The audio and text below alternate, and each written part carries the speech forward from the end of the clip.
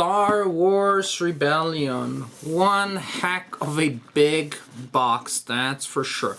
And a game that I purchased, I pre-ordered a couple of months ago, simply because of the hype. Yes, it had received a lot of hype, everybody seemed to be so excited about it, and like a lemming, I just followed the pack. Without even knowing much about it, I went online, I pre-ordered a copy. It was about $80, so a fairly considerable monetary investment, especially for a game that I knew absolutely nothing about, or not much about. Well, I knew the theme, and I like Star Wars, so was curious, and again, also a little bit worried that maybe I spent all that money for a game that maybe wouldn't live up to the expectations created by the overall hype. Can 10,000 board gamers excited about a game be wrong? Well, yes, they can, possibly, but the point is that were they wrong about this one? I'm going to talk about that in my conclusions. For now, I can tell you, in case you are the last person on Earth that hasn't heard about this game, that this is a two-player game in which a player plays the role of the rebels, the other player plays the role of the Empire. There are many games about Star Wars that capture this or that aspect of Star Wars. This is a game that attempts to capture all of the original trilogy, we could say in a sense at the strategic level, showing you the big picture, so showing you the overall flow of the story. Star Wars Rebellion. Again, did it live up to the hype? Is it as good as everybody thought it was? We'll talk about that in the conclusions of my video. For now, let's have a look at the rules, components, and mechanics of the game. Component-wise, the game is one big boy. Bad boy also? I don't know.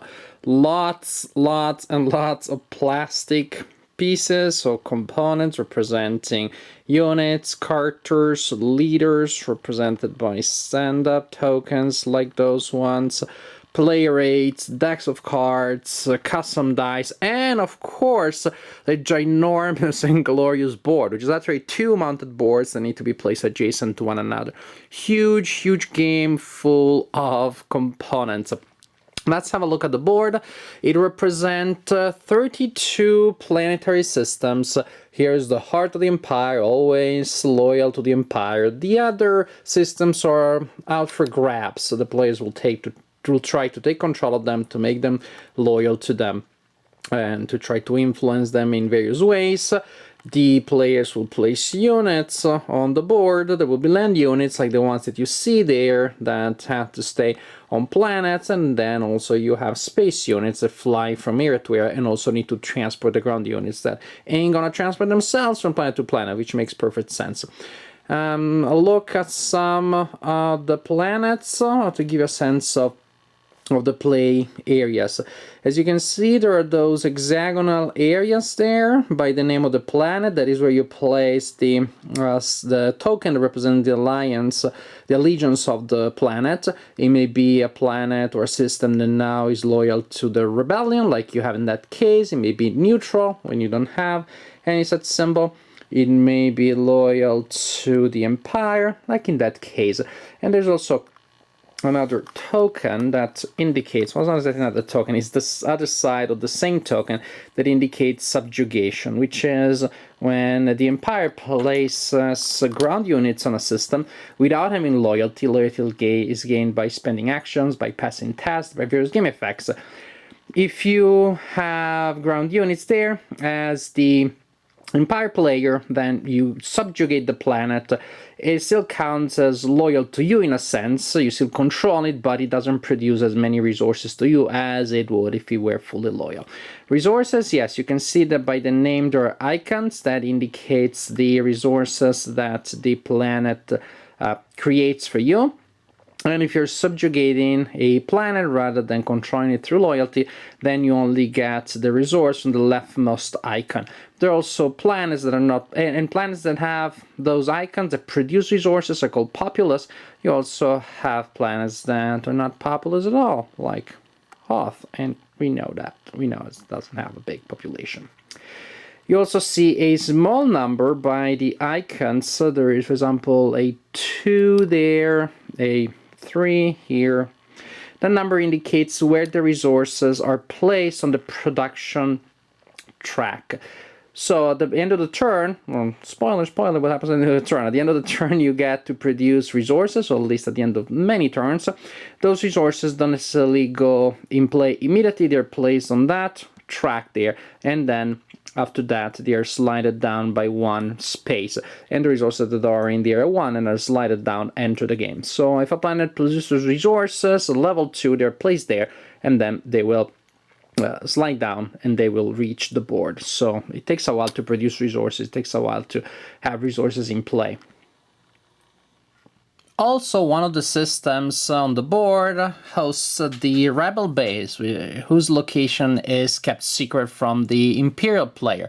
How do you determine where the base is? Well, there's a stack of cards that show the systems, and at the beginning of the game, the Rebellion player chooses a card to indicate where the base is. Suppose that this is where Rebel base will be. The Rebel player hides that card, places it under that player's mat. The other cards are shuffled, and clue style, at the end of each turn, the Imperial player will get to look at some of these cards. And of course, that allows the Imperial player to exclude planets, because these cards tell the Imperial planet where the base is not.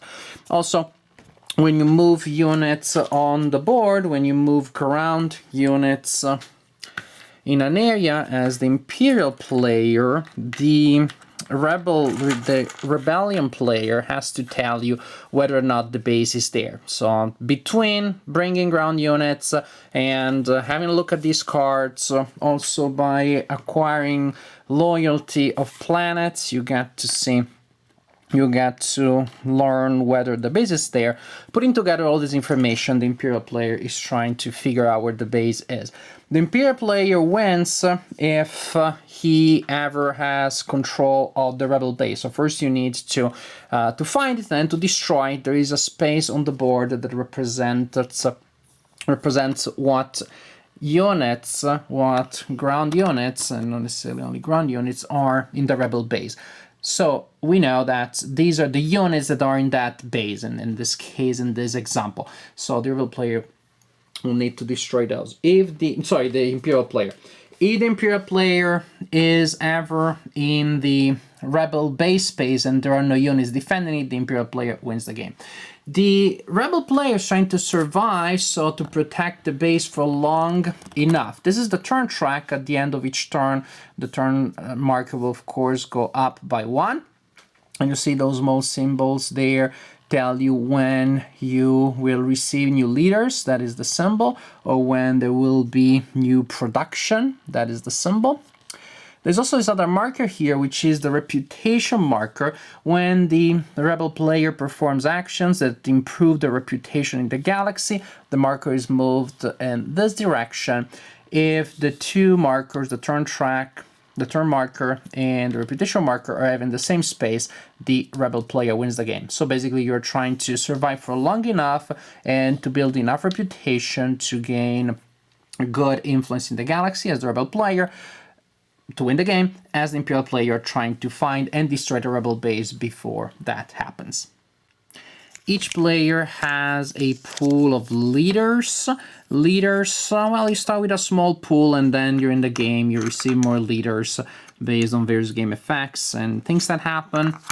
Leaders have icons there that indicate the type of missions that they can be assigned to, and numbers that indicate how much help they're able to land in battle. This number here, bottom left, in the dark blue background, is the number of dice, the number of cards, tactical cards that they add to a space battle. There's the number of tactical cards that they add to a land battle. Tactical cards give you an advantage in battle, of course.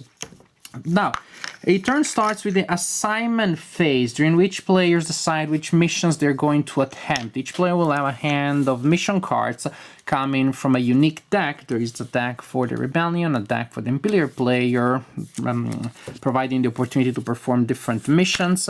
Missions have a symbol here that indicates how many icons and of which kind need to be produced to perform that mission. For example, I need 2 icons of that kind. Han Solo by himself would be able to go on that mission, I can assign 1 or 2 leaders to a mission to produce the necessary number of icons, or simply to give the player more chances of completing the mission successfully. I'll explain why. At the beginning of a turn, you have the assignment phase in which player choose cards, mission cards on their hand, and they assign leaders to missions. For example, I want to perform this mission. This turn, I put the card face down and I put Han Solo on it. Then I want to perform this mission here during the turn, and I put Leia there. And maybe I want to make absolutely sure that I do it, or want to give myself really good chances. Then I place this as the leader here, simply to give you more icons, give myself more icons of the necessary type. I want to do this out of here. If you have a mission that also has the face of a leader on it, then it's not strictly necessary that that leader performs it, but there are advantages. You get more successes. So this is pretty much what happens at the beginning of the turn. Players decide what missions they want to perform. It's also a good idea to save some leaders, not to assign them to missions for reasons that we will see later, to perform other things. Then during the main part of the turn, players alternate. They will take turns. Actually, in the main part of the round, players take turns, and when it is your turn, you can do 1 or 2 things. You resolve a mission, so you simply flip it face up and you resolve it, or you use leaders on the board to move units. If you place a leader in a sector, then you can move units into that sector from adjacent areas. And you cannot pull out units from a sector that already has a leader. So in this case, I wouldn't be able to move units from there to here because there's already a leader there.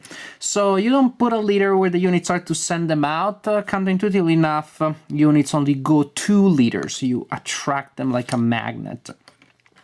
And land units need to be transported by space units.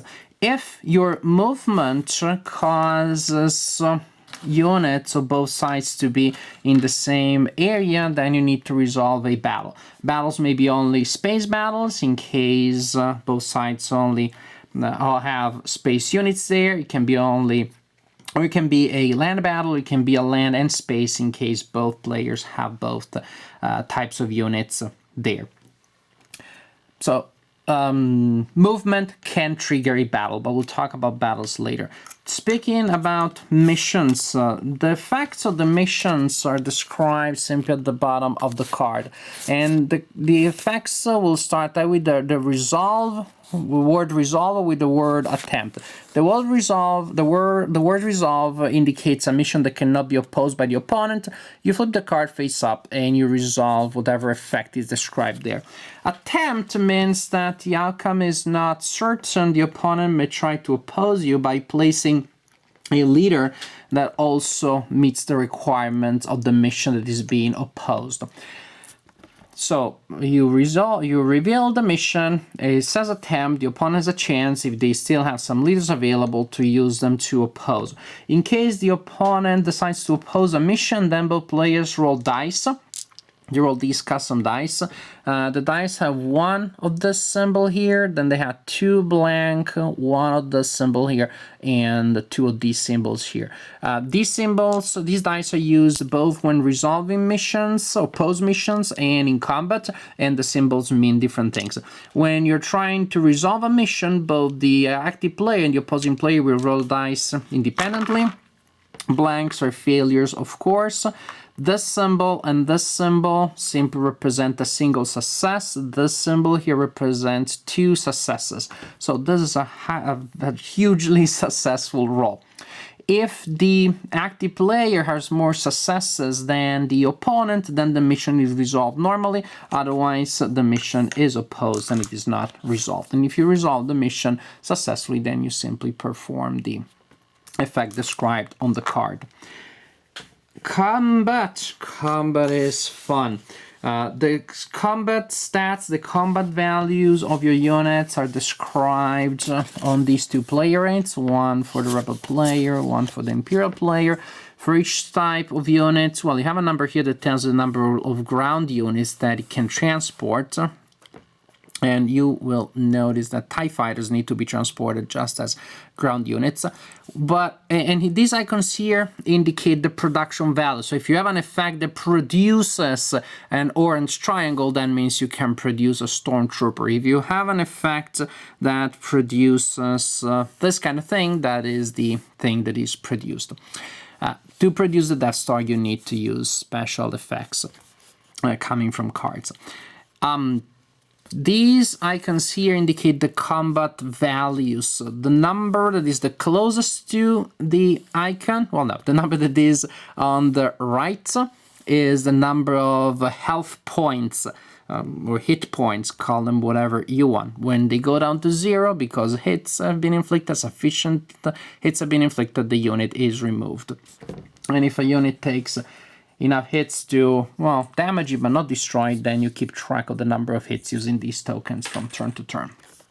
So this is the number of hits it takes to destroy a unit.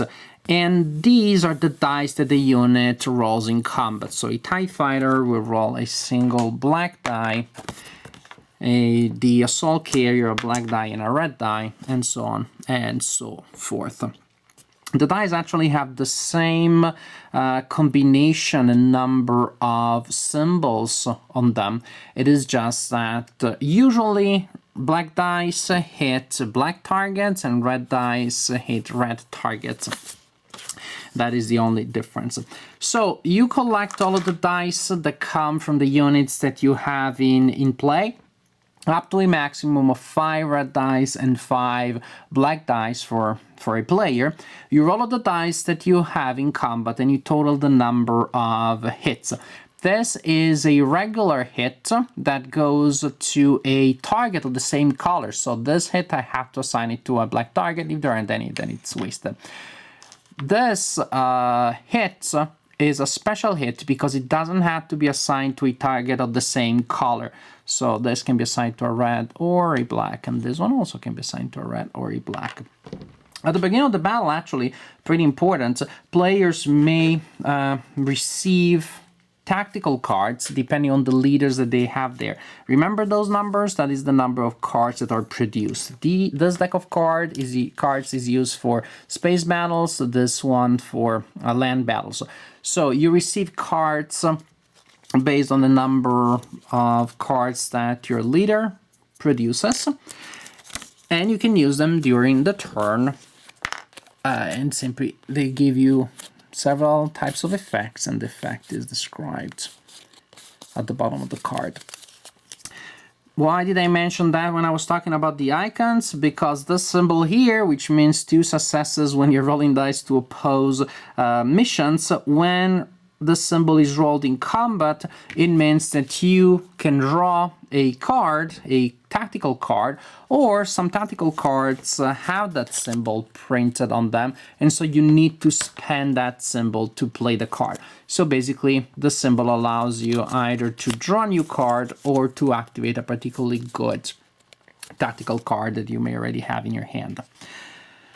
Roll dice, resolve effects on tactical cards, assign hits. Units are removed if they've been destroyed, if they received enough hits. And then you continue like this until there are only units of one type in the system, which may happen because one of the 2 sides is completely annihilated, or it may also be that one of the sides retreats. At the end of the exchange of fire, the sides, the players have a chance of retreating from combat, in which case also the fight is over for that time being.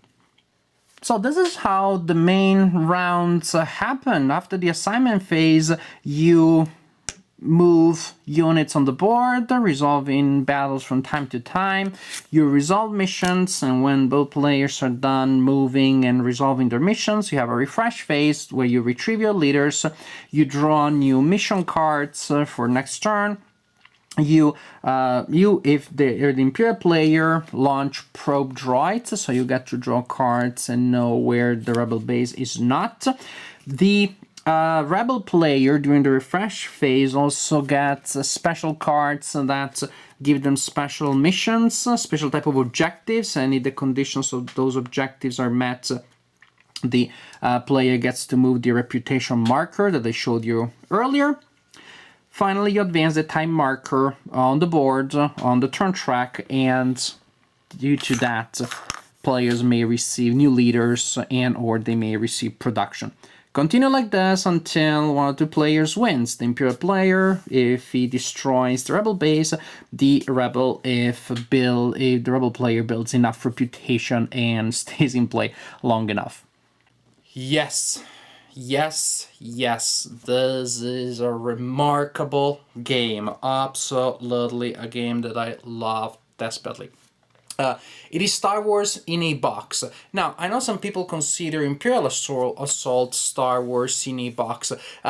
Imperial Assault is incredibly thematic, but it captures a battle here, a battle there. It captures sequences of events. It doesn't capture the overall span of the story. This one achieves the impossible in a single game that you can play in a single evening. You have the grandeur, you have the magnificence, you have the epic scope of the trilogy. It is all there. There were moments playing the game that were laughing, but not in a certain sense out of, not laughing at the game, but laughing as a natural reaction when we realize how incredibly thematic the mechanics were. How by playing simply cards and effects because it made sense, we were just exactly perfectly retracing the steps of the events. That the laugh was more, I guess, a symptom of amazement, of awe at seeing how incredibly thematic the game was, how the game was bursting out of the elements of the game, of the components, of the mechanics. Yes, the components are impressive, you look at them and you're wowed by them, but of course when you see all of these elements, you almost wonder if the game is overproduced, and probably the game could be produced with some less plastic used in it, but when everything else is so thematic, then you do get the sense that all of these beautiful components have not been placed there to paste on some theme on the mechanics. It's not been placed there to cover up a lack of theme in the mechanics. The mechanics are phenomenally thematic, and the components, as gorgeous as they are, also kind of resonate with that. So they mirror that element, they magnify it, they increase the experience. You don't feel cheated because it doesn't feel like an abstract game with all the plastic pieces looking like Star Wars. It is Star Wars at all levels. It's like an hologram. You can look at the details, and each detail is still three-dimensional, it's still a full thing. It is Star Wars in a box. It captures the story. I could go on and on and on, just giving you some examples of how this card, or this character, or this leader, or that event creates episodes from the movies. And actually I probably have to mention at least some of these so that my segment, my conclusions don't feel too abstract. Yes, and sorry for the spoilers, warning, spoilers about some of the events that may happen, but they're on the cards. If you just look through the cards, you will probably figure out what they are. But for example, if you're the rebels and you have Obi-Wan Kenobi, then he can be eliminated in a battle, and that's a noble sacrifice that increases the cause, the reputation of the rebels. Other leaders, once they lose a battle, they simply go back to your pool. But you can choose to sacrifice him, and then he becomes a force greater than the Empire could ever imagine. The Empire can capture leaders of the rebels, and of course what happened to me and I was the rebel is that Han Solo got captured. What are the odds of that?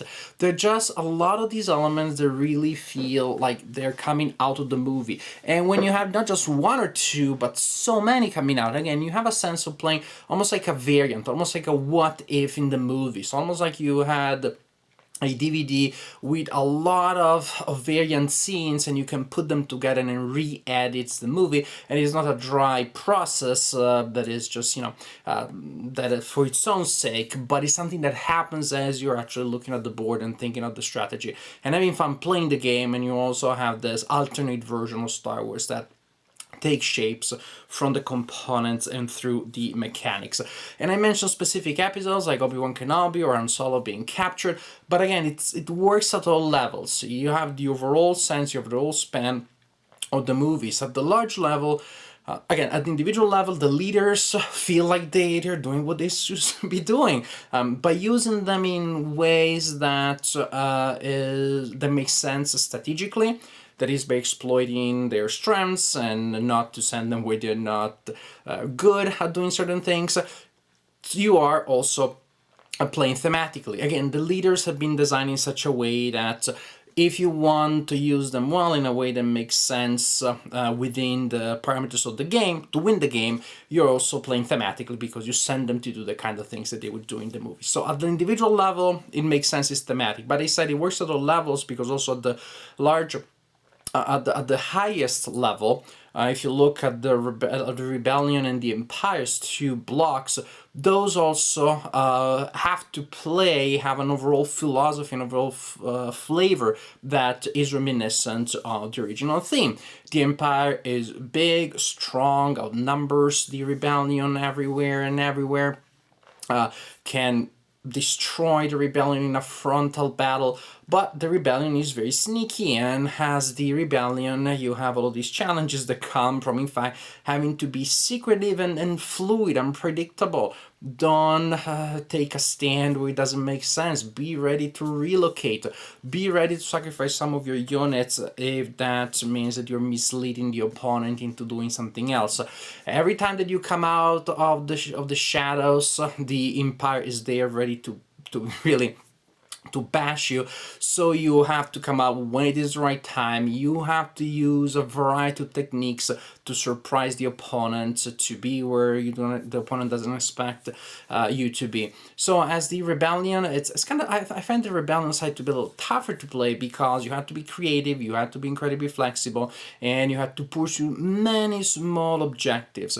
But as the imperial side is absolutely interesting to play too. It is not dull at all because you have more leaders than the rebellion, especially if you capture some of the leaders of the rebellion, and sometimes by capturing them you remove them from the rebel player. Some of the times you turn them into full leaders of your own if you seduce them into the dark side.